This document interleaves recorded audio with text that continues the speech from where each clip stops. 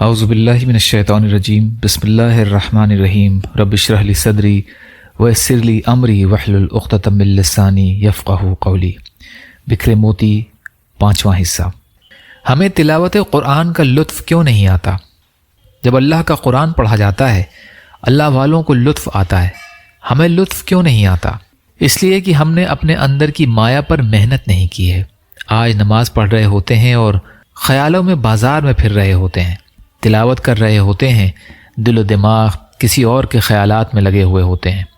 ایسے وقت کی عبادات کی لذت کیسے نصیب ہو سکتی ہے؟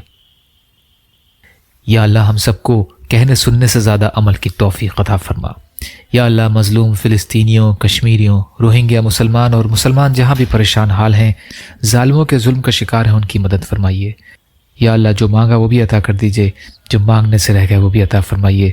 سبحان ربک رب العزت عما یصفون وسلام علی المرسلین والحمد للہ رب العالمین برحمتک یا ارحم الراحمین لا الہ الا اللہ محمد رسول اللہ۔